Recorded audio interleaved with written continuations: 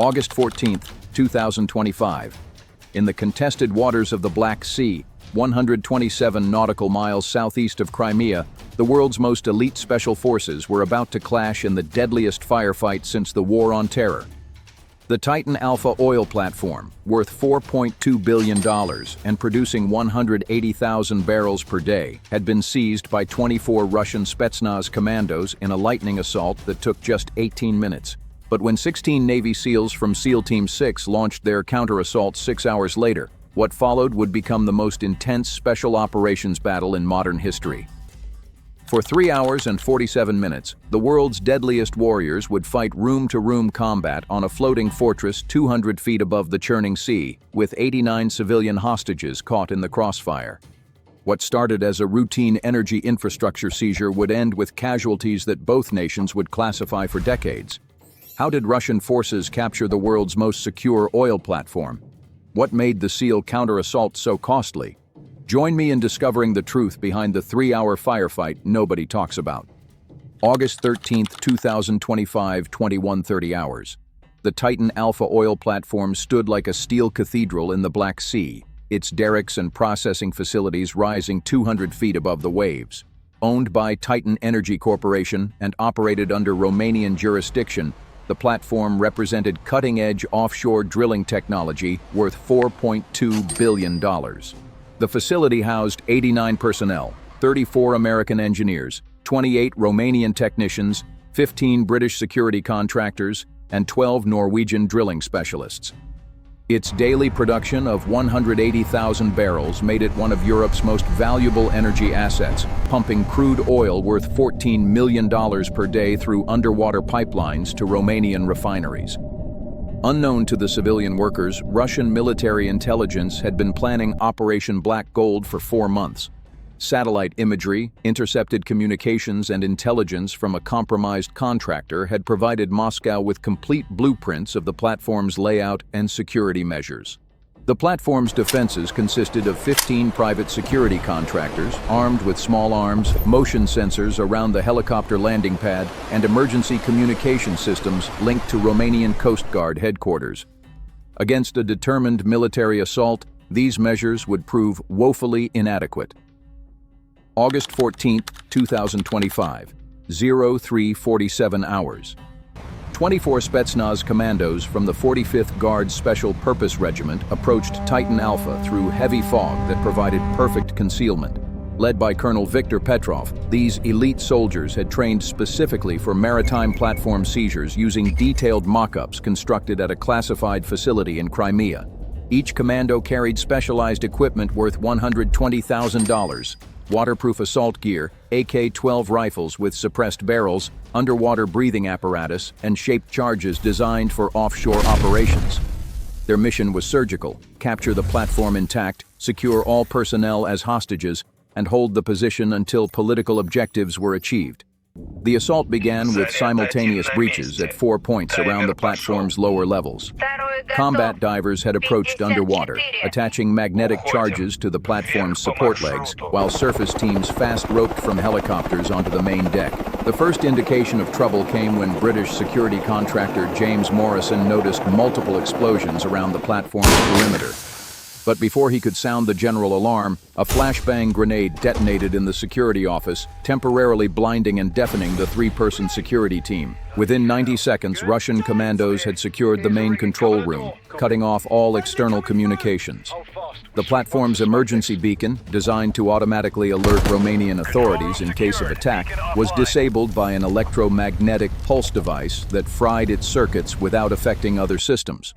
Dr. Sarah Chen, the platform's chief engineer and a former Navy officer, was awakened by the sound of automatic weapons fire echoing through the corridors.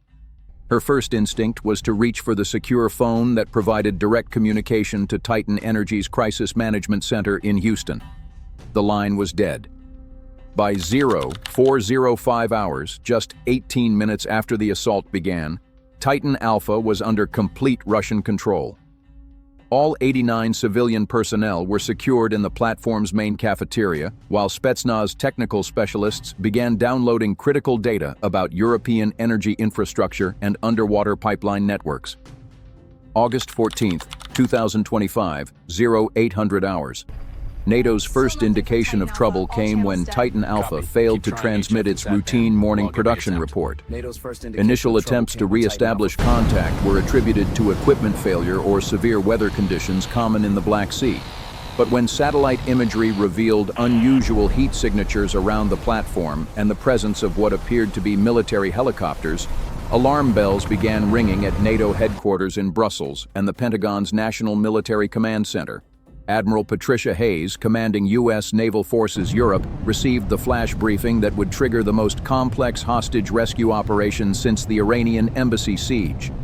Titan Alpha has been compromised, reported Colonel James Morrison, NATO's intelligence chief. Satellite imagery confirms hostile forces on site. All 89 personnel are presumed captured. The platform contains critical infrastructure data and represents $4.2 billion in Allied energy assets. The strategic implications were staggering. Titan Alpha's capture gave Russia control over a significant portion of Europe's energy supply, while providing access to classified information about underwater pipeline networks and offshore drilling technology. 1,200 hours. Within 4 hours of confirming the platform's capture, SEAL Team 6 was mobilizing for Operation Neptune's Trident. The mission would involve 16 operators from the Navy's most elite Special Operations Unit, each representing years of specialized training and combat experience. The rescue force was commanded by Commander Marcus Reaper Thompson, a veteran of operations in Iraq, Afghanistan, and Syria. His team carried equipment worth $1.8 million. Specialized maritime assault gear, advanced weapon systems, and communications equipment designed for offshore operations.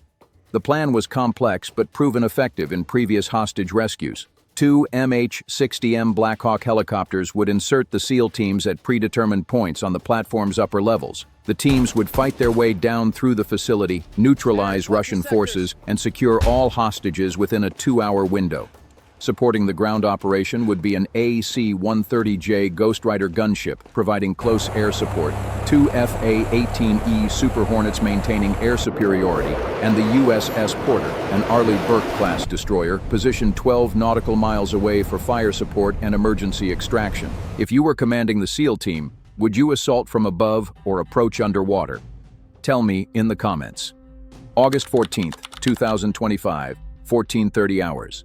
The rescue force launched from the USS Bataan, an amphibious assault ship operating 47 nautical miles from Titan Alpha. The 2 Blackhawks, call signs Trident 1 and Trident 2, carried 8 operators each along with specialized equipment for maritime hostage rescue. The flight to the platform took 23 minutes, with the aircraft flying at extremely low altitude to avoid Russian radar detection. Weather conditions were challenging, with 15-foot swells and wind speeds reaching 25 miles per hour, creating dangerous conditions for helicopter operations. 1,453 hours. The Blackhawks reached their insertion points on opposite sides of the platform's upper deck. The landing zones, selected based on satellite imagery and intelligence reports, appeared clear of hostile forces. But Colonel Petrov had anticipated NATO's response. Russian snipers were positioned at strategic points around the platform, and the moment the helicopters began their approach, Spetsnaz forces were alerted to the incoming rescue attempt. Trident 1 touched down successfully on the platform's helipad and began disembarking its 8 operators. But as Trident 2 approached its landing zone on the opposite side of the platform, a Russian RPG-7 rocket struck its tail rotor. The $35 million aircraft crashed into the sea 200 feet below, killing all 8 SEAL operators aboard instantly. NATO's rescue mission had lost half its force before the ground operation even began. Before you discover what happens next, please support us by liking and subscribing to the channel. 1,455 hours. The surviving 8 SEALs from Trident 1 found themselves in an impossible situation. Half their force was gone, their extraction aircraft destroyed, and Russian forces now fully alert to their presence on a platform that favored the defenders. Commander Thompson made the decision that would define the next 3 hours: continue the mission with reduced forces rather than abort and abandon the 89 hostages held by Russian commandos. The platform's industrial architecture became a maze of deadly corridors, stairwells, and processing facilities. Russian forces had prepared defensive positions using the facility's own equipment and infrastructure, creating choke points and kill zones that channeled attacking forces into predetermined areas. Master Chief Petty Officer David Ghost Rodriguez, leading the SEAL assault element, reported the situation via encrypted communications. Heavy resistance. Platform layout favors defenders. Russian forces are well positioned and equipped with superior knowledge of the facility. The first major engagement occurred in the platform's main processing facility, where 4 Spetsnaz commandos had established defensive positions among the massive drilling equipment. The close-quarters battle that followed demonstrated the lethal effectiveness of both special operations forces. Russian AK-12 rifles, equipped with advanced optics and suppressors, engaged SEAL operators armed with HK-416 assault rifles and specialized breaching equipment. The firefight lasted 23 minutes and resulted in 2 SEAL casualties and 3 Russian deaths. 15-30 hours. As the gun battle raged through the platform's upper levels, Colonel Petrov made a decision that would escalate the crisis to international proportions. Using the hostages as human shields, Russian forces began moving civilian personnel to strategic locations throughout the facility. Dr. Sarah Chen, the platform's chief engineer, found herself and 15 other hostages positioned in the main control room, directly in the path of the advancing SEAL team. Russian commandos had calculated that American forces would hesitate to use lethal force in areas containing civilians. The psychological warfare proved effective. Commander Thompson's assault was slowed significantly as his operators were forced to clear each room methodically, ensuring no hostages were harmed in the crossfire. "Control, this is Neptune lead," Thompson reported to his command element. "Hostiles are using civilians as shields. Progress is slow. We need more time." You're safe. Stay down. But time was a luxury the SEALs didn't have. Russian reinforcements were en route, and the longer the operation continued, the more likely it became that additional hostile forces would arrive to reinforce the platform's defenders. 16-30 hours. The battle's turning point came when SEAL Sniper Chief Petty Officer Marcus Longshot Williams achieved overwatch position on the platform's highest drilling tower. From his elevated position 180 feet above the main deck, Williams could observe Russian movement patterns and provide precision fire support for the assault teams below. Using a Mk-13 Mod 7 sniper rifle chambered in .300 Winchester Magnum, Williams began systematically eliminating Russian positions that were hampering the SEAL advance. His first shot, at a range of 340 meters in challenging wind conditions, eliminated a Spetsnaz machine gunner who had pinned down half the assault team. The precision sniper fire forced Russian forces to abandon their prepared positions and seek cover in the platform's interior spaces, where SEAL operators held advantages in close-quarters combat training and night vision equipment. 16-45 hours. The SEALs achieved their first major breakthrough when they secured the platform's communication center, allowing them to re-establish contact with their command element and coordinate fire support from the USS Porter. The destroyer's 5-inch gun began delivering precision strikes against Russian positions on the platform's outer edges, using GPS-guided projectiles that could hit targets within 3 meters of friendly forces without causing collateral damage. 1700 hours. With Russian forces compressed into the platform's central areas and running low on ammunition, Commander Thompson ordered the final assault on the main cafeteria where the majority of hostages were being held. The assault required perfect coordination between multiple SEAL elements. Breaching charges would create simultaneous entry points, while sniper overwatch eliminated any Russian forces that threatened hostages during the confusion of the final assault. 17-15 hours. The final battle began with coordinated explosions that breached the cafeteria's reinforced doors at 3 points simultaneously. SEAL operators flooded into the space using flashbang grenades and precision marksmanship to neutralize Russian defenders while avoiding civilian casualties. The close-quarters battle lasted 8 minutes and resulted in the deaths of the remaining 12 Russian commandos, including Colonel Petrov, who was killed while attempting to execute hostages in a final act of defiance. When the smoke cleared, 67 hostages had been rescued alive, though 22 civilians had been killed during the 3-hour battle. The human cost was staggering for such a small engagement, but the strategic implications were even more significant. 1800 hours. As medical teams treated wounded hostages and SEAL operators, the full scope of the engagement became clear. Of the 16 Navy SEALs who had launched Operation Neptune's Trident, only 6 survived uninjured. The elite unit had suffered 62% casualties in one of the most costly special operations missions since the formation of SEAL Team 6. Russian losses were total. All 24 Spetsnaz commandos were killed in action, representing a significant blow to Russia's special operations capabilities. The loss of Colonel Petrov and his experienced team eliminated years of specialized training and operational knowledge. The political consequences were immediate and far-reaching.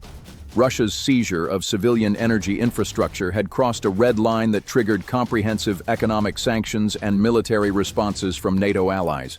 For the families of the 8 SEALs killed in the helicopter crash and the 2 operators who died in ground combat, the mission represented the ultimate sacrifice in defense of civilian lives and allied interests.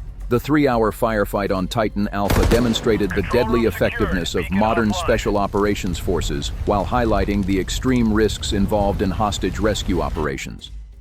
Both SEAL Team 6 and Russian Spetsnaz had proven their elite capabilities, but the cost in human lives was devastating for such a small engagement. The battle proved that even the world's most elite warriors were vulnerable when fighting in confined spaces against equally trained opponents. Victory had come at a price that both nations would classify and never fully acknowledge. The oil platform returned to civilian operation within 6 months, but the strategic implications of the engagement would influence special operations doctrine for decades. The age of low-casualty precision warfare was ending, replaced by conflicts where even elite forces faced catastrophic losses. If you found this analysis compelling, don't forget to subscribe for more in-depth military coverage. Like this video to support the channel and share it so more people can understand the truth behind the headlines. The future of special operations has arrived, and it's more dangerous than anyone imagined.